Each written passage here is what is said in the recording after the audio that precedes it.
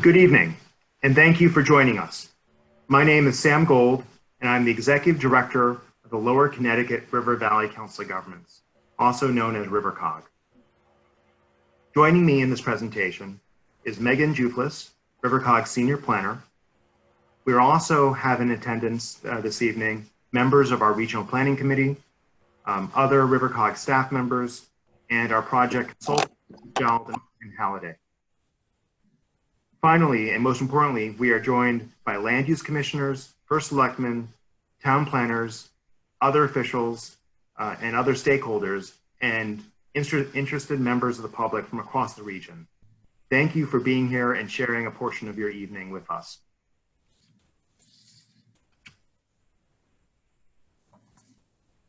First, we ask you to please sign in to the meeting with your name, town, and email address in the Zoom chat box. The chat icon is found at the bottom of the Zoom screen. This presentation will be given in webinar format with a question and answer segment at the end. Everyone but the presenters will be muted. We expect the presentation will be approximately 20 minutes in length, followed by 10 minutes of questions and answers.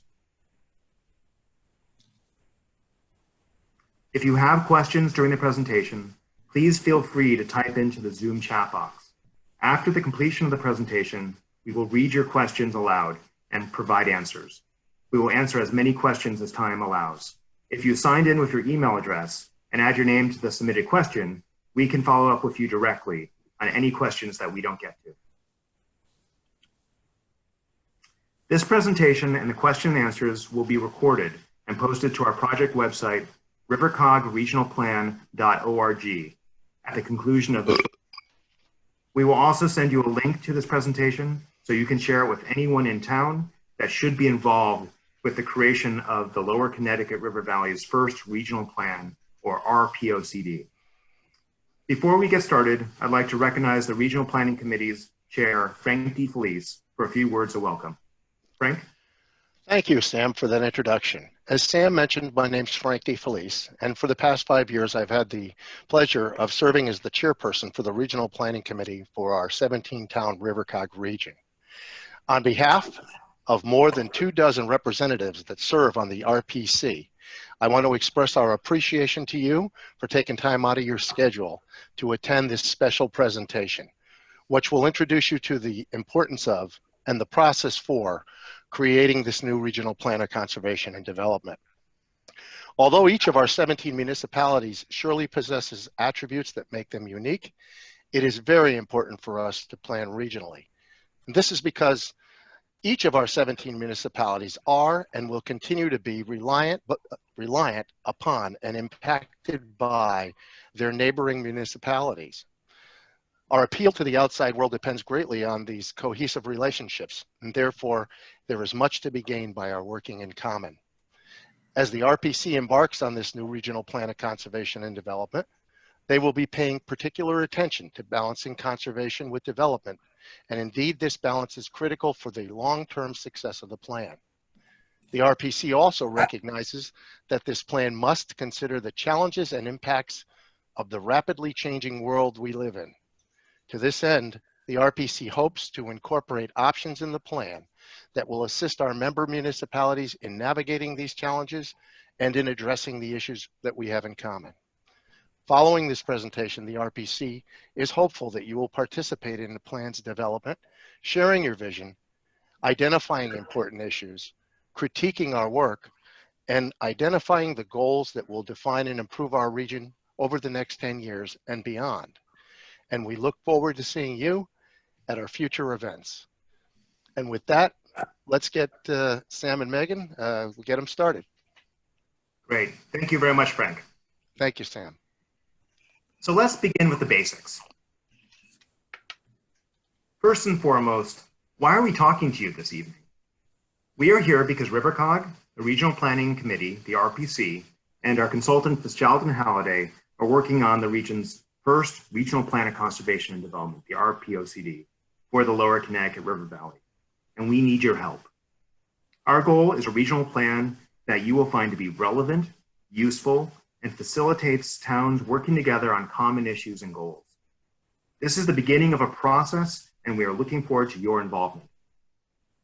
The purpose of tonight's presentation is to be a primer on what is RiverCOG, what is the RPC, what is the RPOCD, and why it matters. We will also touch on the concept of regionalism and thinking regionally. This presentation is the first of two initial outreach efforts, the second of which will be an interactive meeting with each of our municipalities in the region. More on that later. You can think of this presentation as preparation before we come to your town and hold the interactive meetings. We hope this presentation provides you with the background information you need to engage in the process of creating our first RPOCD.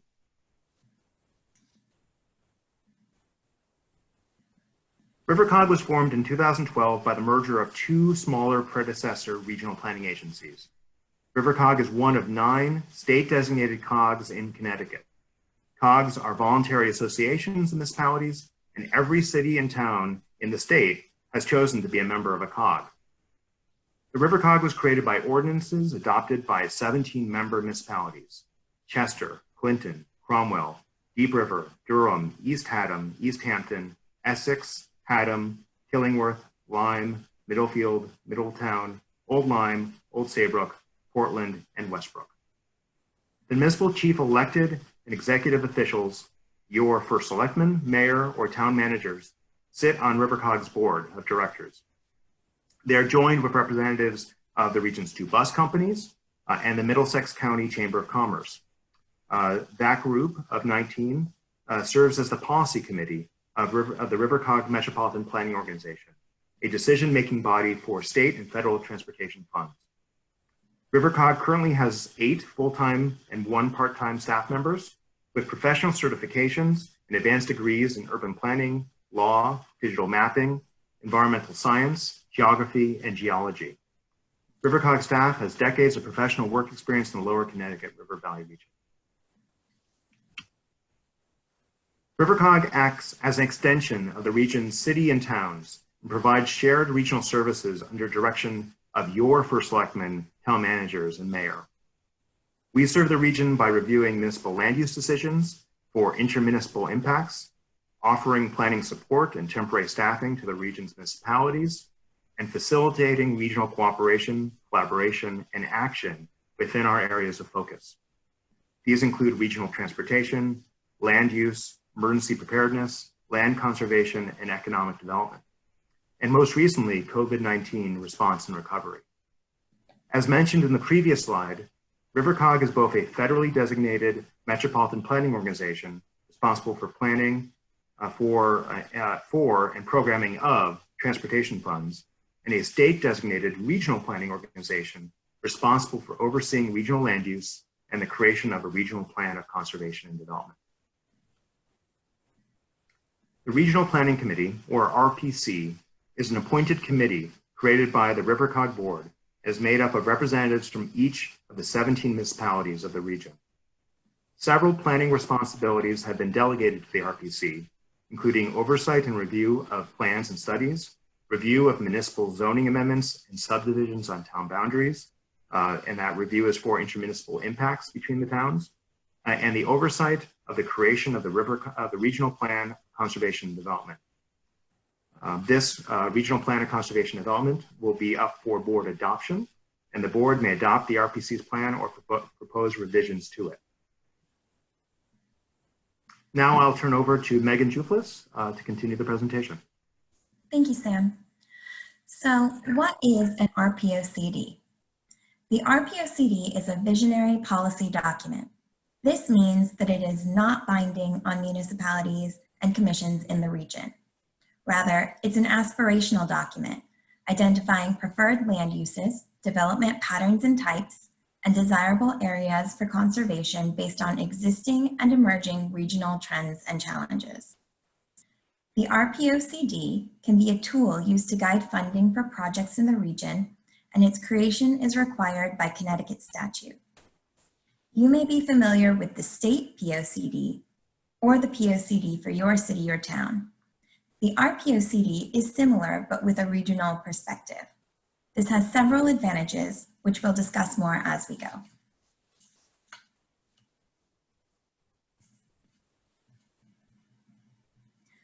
Overall, the job of the RPOCD is to balance the needs of both conservation and development based on a review of existing state, regional, and local plans and studies.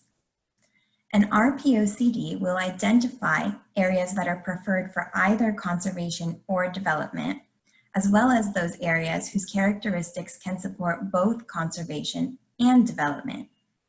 Some areas will be clear-cut and others less so. The research and analysis in the RPOCD is intended to provide clarity and resolution to some of these issues.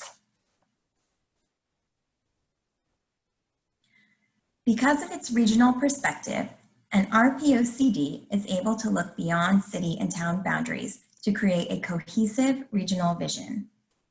This regional vision is not intended to supersede the unique identities of each municipality, but rather to knit them together as part of an overarching identity. After all, what makes each of our cities and towns unique is what makes our regions so special. That said, while each municipality is unique in character, their proximity means that certain issues and opportunities will necessarily be shared. An RPOCD can coordinate land use across municipal boundaries and identify opportunities for intermunicipal cooperation. It can also consolidate municipal goals and objectives and apply them at a regional scale. The future land use maps shown here are examples from other regional plans. These maps express the vision for future conservation and development in their respective regions over the next 10 years. The creation of a future land use map for the Lower Connecticut River Valley will be a key component of the RPOCD. The RPOCD is important to the region because of its perspective. As previously mentioned, many municipalities in the region have similar issues and goals. In addition, many issues and goals have impacts that cross municipal boundaries. And while municipalities in our region have many issues and goals in common, each also has individual strengths and weaknesses. Our municipalities are interdependent, relying on each other for support in areas such as housing, jobs, infrastructure, and critical public services.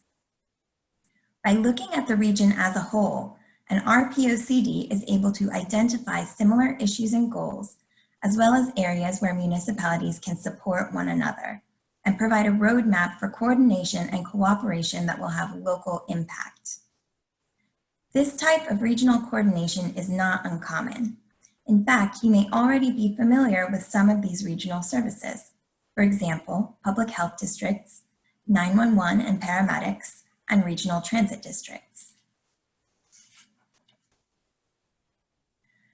Some examples of regional issues and opportunities that could be addressed in an RPOCD are managing and utilizing new technology, such as ride sharing, delivery, autonomous vehicles, and 5G mobile network, attracting and retaining younger residents, supporting an aging population, protecting and connecting natural resources, identifying appropriate locations for growth and types of development, supporting existing small business and attracting new business development, and many more to be determined by discussion with you.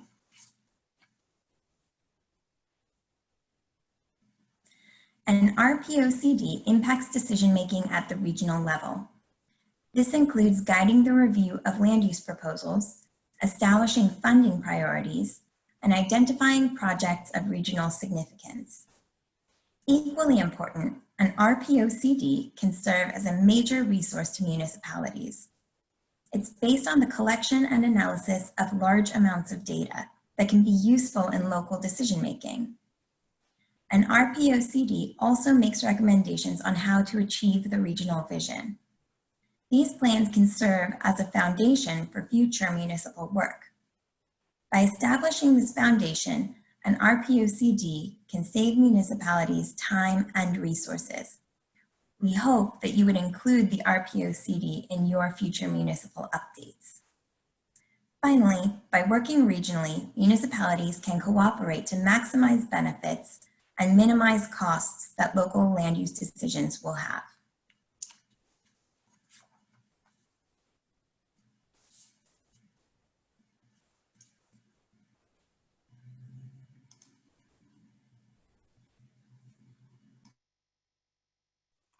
Sorry about that. Now that you are familiar with what an RPOCD is and why it's important, let's talk about the project to create RiverCOG's first RPOCD.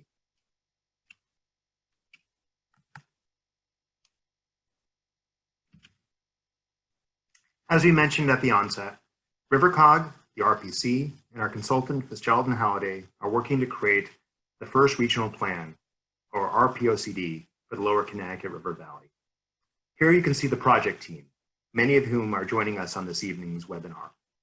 As we move through this process, these will be the people reaching out for your input, keeping you connected and writing the draft plan. The RPC members are your representatives in this process. Take a look at this list, find your representatives. Feel free to reach out to them with your thoughts, comments, and concerns via the email link on the project website. The RPC will be meeting regularly to review drafts of the RPOCD and direct the regional land use policies in it. They are here to represent you. In addition, your RPC members can provide you with the latest information on the plan or connect you to the team members who can answer your questions. You may also notice that we have a few vacancies on the RPC. If you want to get involved in this project, please get in touch with us and we can help get you appointed.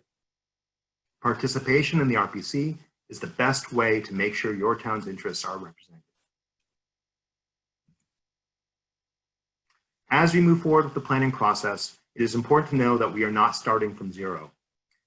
The plan will be, first and foremost, based on a review of your municipal POCDs. In addition, the plan will utilize relevant data and analysis from previous state and RiverCOG reports, including the State Plan of Conservation and Development, RiverCOG's Grow Smart Economic Growth Strategy, and the US Census.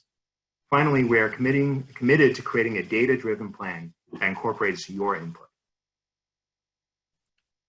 The RPOCD will be based on issues and goals set out in your municipal POCDs. Yes, we've read all 17 municipal POCDs and compared them to one another. Our region's municipal POCDs share a great deal in common and provide a strong foundation for our work. Upon completion of this project, the RPOCD will consist of 3 parts. First, an existing conditions report. This will not be part of the plan document, but a standalone report attached to the final regional plan as an appendix. The existing conditions report will focus on current trends and key issues in the region. It will be graphically rich with maps, images, and diagrams conveying data about demographics and other items of interest, and will form the basis for the recommendations in the regional plan. Second, regional goals and objectives will be based on the findings in the existing conditions report. These goals and objectives will lay out recommendations and strategies for addressing key issues in the region. They will serve as our roadmap for how to move forward over the next 10 years and the steps necessary to realize our regional vision. Finally, the future of a regional land use map is an illustration of the RPOCD's vision based on the findings in the existing conditions report. The future land use map will provide a graphic depiction of the recommendations as to where growth and development should occur and what areas should be set aside for conservation. Importantly, this map is not intended to be a parcel by parcel analysis. It is a visioning tool meant to be conceptual. The individual municipalities will be responsible for making parcel level decisions consistent with the vision in this plan, we hope. All of these documents will be accessible and hosted on the project website, rivercogregionalplan.org. Megan? Here you can see a breakdown of the anticipated timeline for the creation of the RPOCD. We kicked off the project in winter of 2019, and we anticipate completion in spring of 2021. We're currently in phase 2 of this process at the introductory presentation, which you can see in the second column, first line. The next step will be a series of municipal meetings where members of the project team will virtually visit each of your towns to discuss issues and goals specific to you and ways that working regionally can help you address those issues and achieve those goals. The municipal meetings are currently being scheduled with your planning and zoning commissioners and will begin in July, which is in just 2 days. On the screen, you can see a list of meetings that have already been scheduled as of today. All of this information is also available on the project website, which will be updated frequently. Check the website for more details on how to access your town's municipal meeting, or if your meeting hasn't been scheduled yet, to see when we will be heading to your town. Right now, there are several ways that you can get involved, including visiting the website, signing up for email notifications, and sharing this presentation with others in your community. Signing up for notifications means you'll be kept informed of upcoming meetings, project news, and links to documents and presentation videos as they are posted online. So, let's review those key questions that we set out to answer today. Why are we here? We are creating the Regional Plan of Conservation and Development. What is RiverCOG? The regional planning organization for the Lower Connecticut River Valley. What is the RPC? The RPC is made up of appointed representatives from each of our 17 municipalities and has been tasked to oversee the creation of the RPOCD. What is the RPOCD? It is a visionary policy document that guides land use patterns in the region over the next 10 years. And finally, why do we think regionally? Because thinking regionally can help our municipalities solve common problems and achieve common goals. As previously mentioned, the next steps in this process will be the municipal meetings beginning in July. Those meetings will be based on discussing your answers to these questions. We are giving them to you now in the hopes that you will take some time and consider your responses. I'll take a moment to read through these questions now. First, what is your vision for the Lower Connecticut River Valley? Second, what do you see as your town's role in the region? Third, what are the challenges your town is facing that would be easier to address regionally or with neighboring towns? Fourth, what do we do well in our region? What don't we do well? And fifth, how could a regional plan of conservation and development support your town? Our goal is to format these municipal meetings as a productive dialogue where we learn more from you about your town and your thoughts on the region. Again, the scheduling of these meetings is still underway, but they're expected to run through July and August, so please check the project website to see when we'll be coming to your town. Thank you, Megan. We are now turning it over to question and answers. RiverCOG Deputy Director Torrance Downs will facilitate those questions and answers. So I will turn it over to Torrance. So please remember to unmute yourself, Torrance. Okay, I'm unmuted. Yeah, the way we were thinking we would do this is by writing questions in the chat, but I guess Sam, the way we'll do it is if somebody wants to raise their hand or, okay, well, here we go. Dave Rubino. Will this presentation be made available? Sam, why don't you answer that? Actually, that's a great question, and thank you very much. I'm going to stop sharing the presentation, and I instead am going to share with you our project website. Just wait 1 second, and I will get that for you. So if you go to RiverCOG, so let's see, can I don't know, Megan or Torrance, can you confirm you can see the? Yep. It's visual, Sam. Yep. Right. Excellent. So you will see this is our this is the project page for the Regional Plan of Conservation and Development. You will notice right here under Overview, there's a link that says Study Materials. I also added a link right here for the introduction presentation. If you click on Study Materials, you will find the PDF and PowerPoint file of this presentation. Once this webinar is concluded, we will download the video, or upload the video of this, and also upload it to here. So there'll be a link here to the video. We hope to have that up either this evening or tomorrow morning. So, and on this page under study materials, we'll have links to the municipal meetings and other documents. One other document that will be coming is the list of the 5 discussion questions, which we'd like you to review before we come to your town. So, so thank you very much for that question. Actually, while I'm here, why don't I show you a couple other items on the regional plan website. If you go to project team, you will find a listing of the regional regional plan members, the regional planning committee members. This will load. I apologize for. So under the project team, you'll find regional planning committee, and for each town, we set up a email address. So you, all you have to do is either click or type in the email address for your RPC members, and you can submit any comments or questions you have to them. These emails will also be going to RiverCOG staff, who will make sure that, that these also get addressed. So every town, for most towns, it is just your town name followed by rpc@gmail. So those emails are currently live.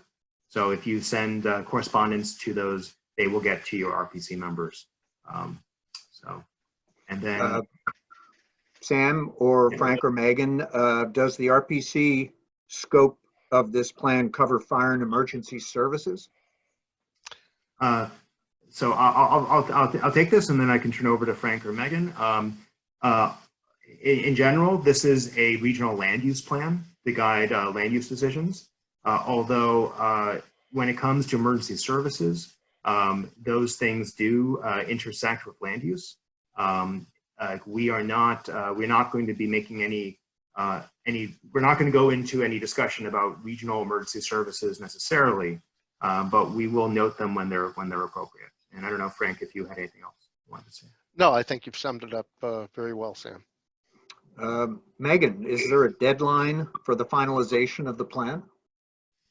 There is no set in stone deadline. We're aiming for spring of 2021. Okay, any other questions out there? I don't know about the rest of you, but this is by far the largest Zoom meeting in which I've ever been involved. And so far, so good. We have a question from Jane Browerman. Is there a way for regionally focused organizations to get involved? Very much so. I think your first step would be to reaching out to one of us, either me, Sam Gold, or Megan Juflis. Our email addresses are the first initial of our name and our last name. So mine is sgold@rivercog.org. And we know that there are numerous regional stakeholders that will be interested in being involved in this project.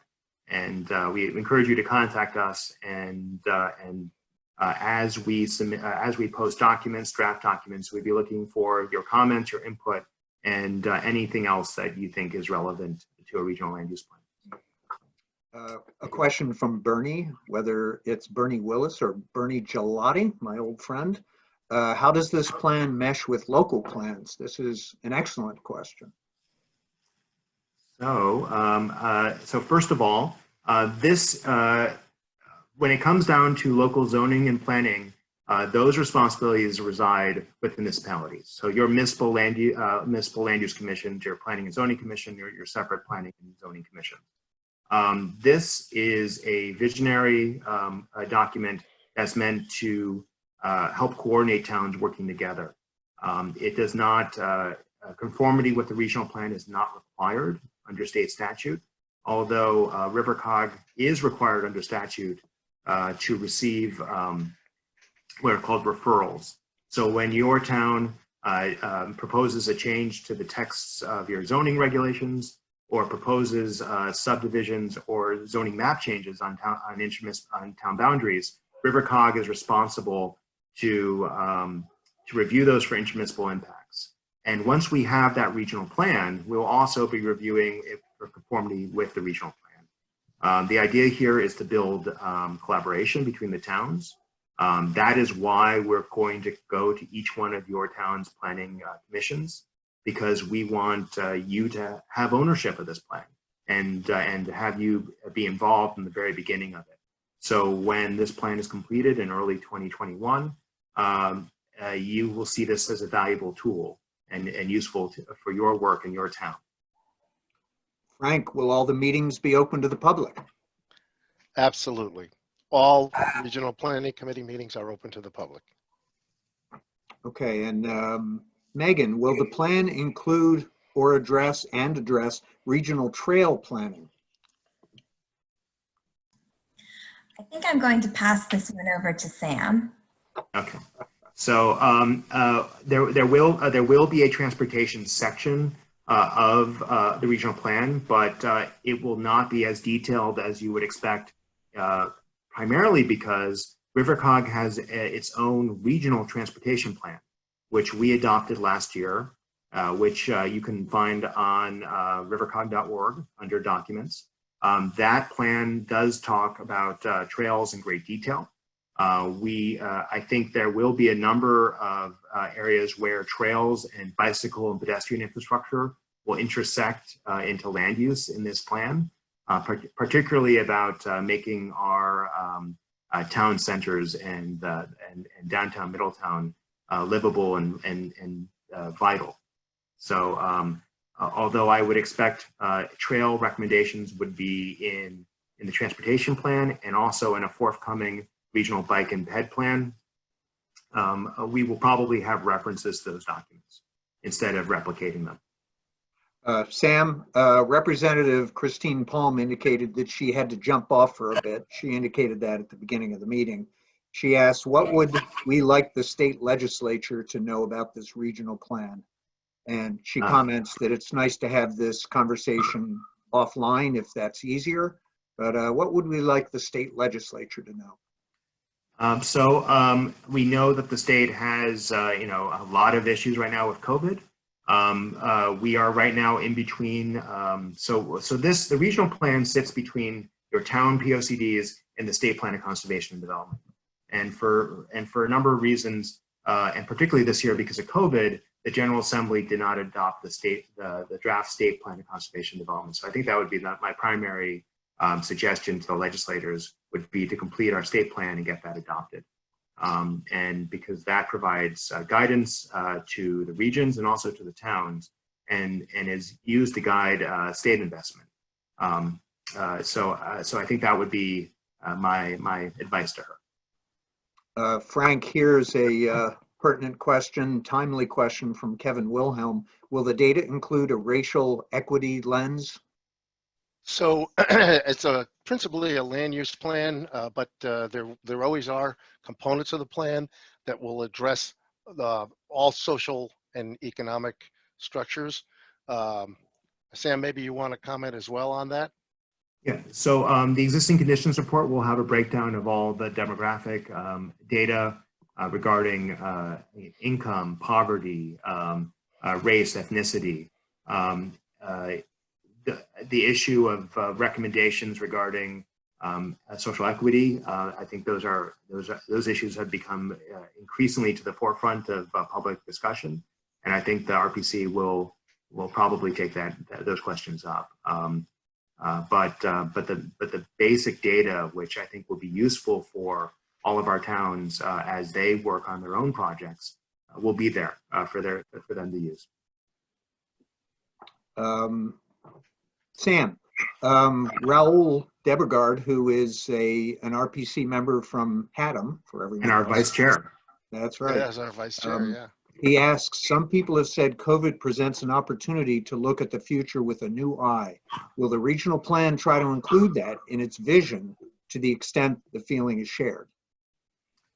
I think I was just talking to some planners, national level planners just today about how COVID-19 could change many things in our communities, whether it be brick and mortar retail, stores that may no longer, that may not make it through this upcoming recession. What this could possibly mean for other land uses like commercial office space. And I was cautioned that it might be too early to really know to know what the impacts of these things will be, as COVID-19 is still it's still very much happening to us. But this plan will have a section that discusses the context in which the plan is written.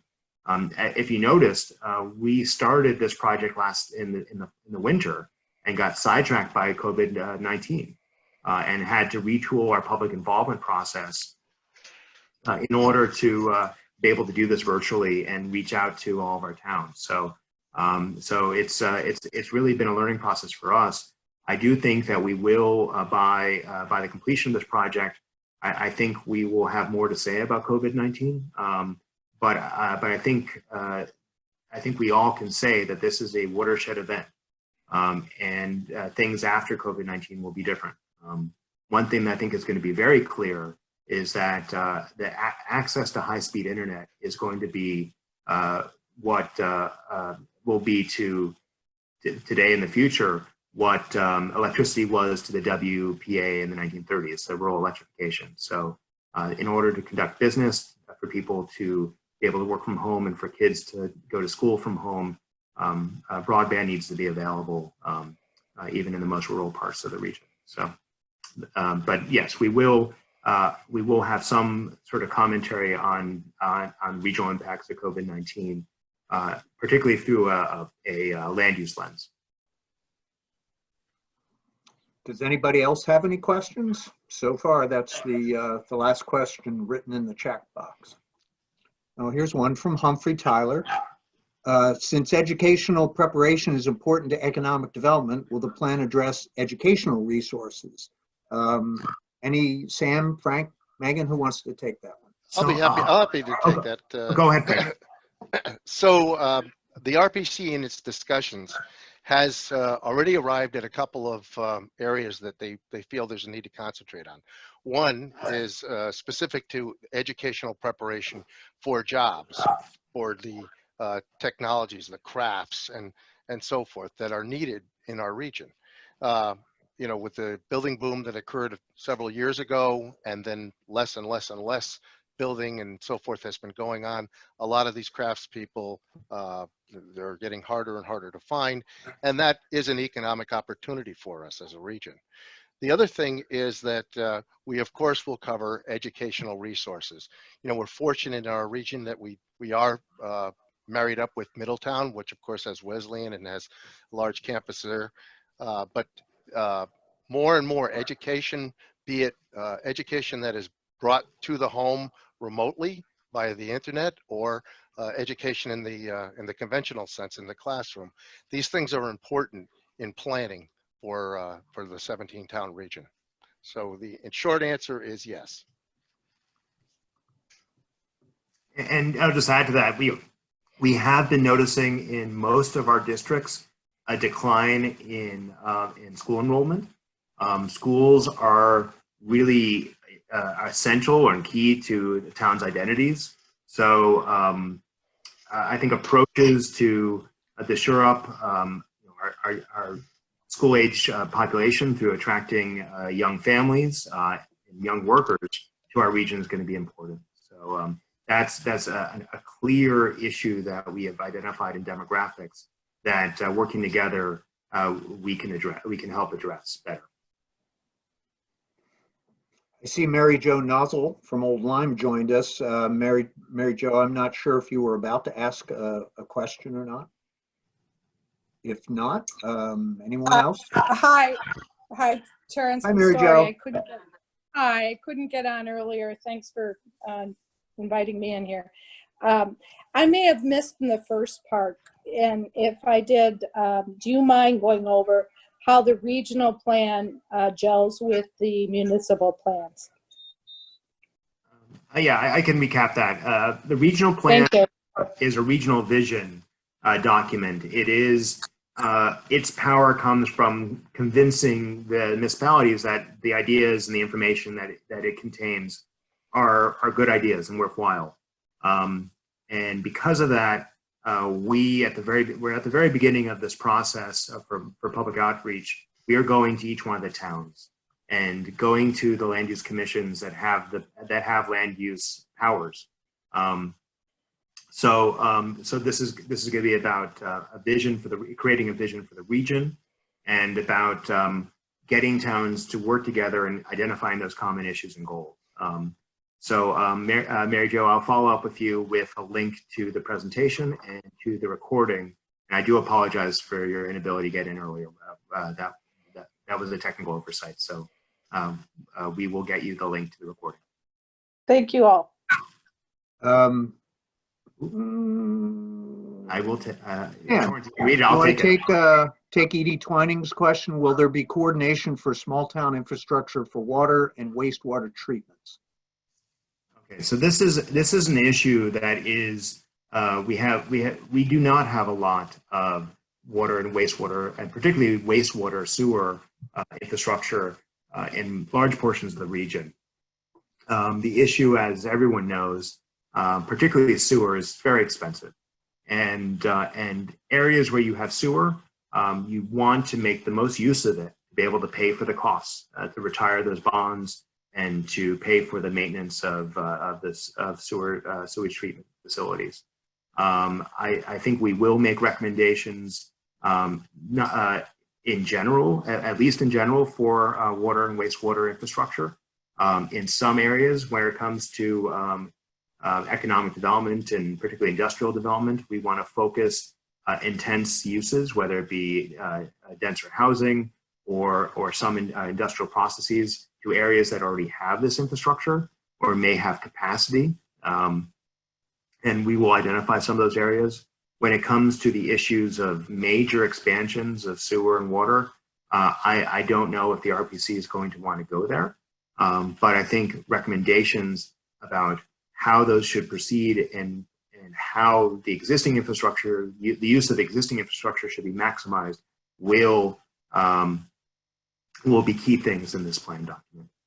And I just want to continue. I see two more questions, and I think we can turn over this to Megan. Will the plan address affordable and senior housing?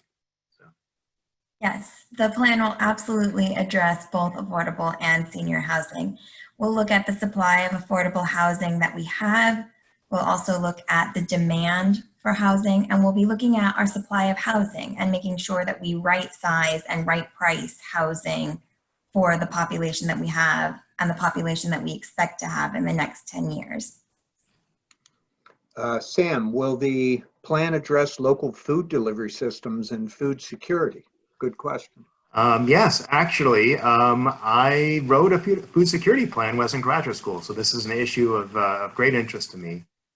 We do have local agriculture in the region, and it's significant because we have a large number of acres that are either as part of farms or in agricultural production, and those farms are part of the key defining factors of our community's character, and but they are struggling. They're struggling to make ends meet and stay in business, just selling commodities. Our farms are small, they're expensive, and they are not competitive when you're talking about commodities. So we at RiverCOG, working with our Regional Agricultural Council, our RAC, have been looking at ways of supporting farmers through sales direct to consumers, but also through value-added services, whether it be recreation that adds such as tasting rooms or other types of revenue streams for farmers. Maintaining some local agricultural production and a local food network is incredibly important, as we know that disruptions, whether it be emergencies, national emergencies, can disrupt our supply chains, and being entirely reliant on food being shipped across the country may not be a great policy for the long term. So, so the issue of agriculture, and particularly about how can we keep the farms we have and support farmers and allow them and help them stay in business is going to be an important area of focus and recommendation. So, thank you. Sam, I think a lot of the attendees know that there are agricultural councils in a number of our towns around the state, but the COG was the first to establish a regional agriculture council, and it is the original and only regional council as of this date. So that's an interesting tidbit about our region. Christine Palm asked, does the plan contain specific plans or methods for reaching out to young adult earners, Generation Y and Z, for their input for issues like entrepreneurship, housing, transportation, and other issues of concern to them? Frank, do you want to talk about that? I'd be happy to. Thank you very much. So this is an excellent question, and it's very timely because this is one of the things that we have looked at the RPC, and when we've gone out and met with the communities, we've had several large-scale meetings with multiple towns attending to discuss different issues. This is one that we really rose to the top because there's a couple of great things here. First of all, we need to retain the folks that we have, Generation Y and Z, here because we need them. We need them for growth. We need them to support our communities and our region. The second thing is we need to do whatever is possible to attract them, to bring them in from other areas because they drive the housing market. They drive transportation. They drive all of these issues that are so vital to our communities. Sometimes we don't really think about, okay, where are we going to get our volunteers from? Oh, well, we really need to think about making sure that these folks stay and that we're attractive to them. One of the things that was even brought up was the idea of a regional brand. What is our brand in our region? So that we could possibly use that as a marketing tool. A little bit outside the box of the plan, but again, these are the things that we do talk about at the RPC, and they will find their way into the regional plan, I'm sure. And I will add to that, as part of our Grow Smart regional economics growth strategy, we did hold a focus group of 20-somethings, and we actually did it. We did it at a restaurant bar to try to attract them.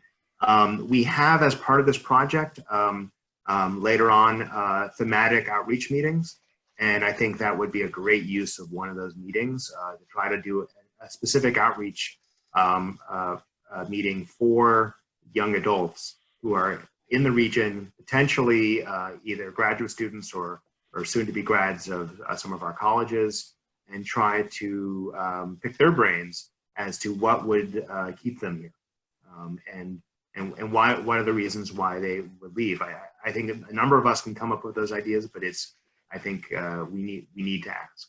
And so I think that's a great question. Thank you. And an issue that's very important in Connecticut, but particularly in our region, will the plan include coordinated efforts for tourism? Megan? Yeah, we'll be definitely looking at the areas that are important for tourism in each of our 17 towns, and we'll be using that to develop the land use plan. So it will certainly be a consideration. Of course, the tourism efforts are really individual to the towns, but the short answer is yes, they will certainly be addressed and considered.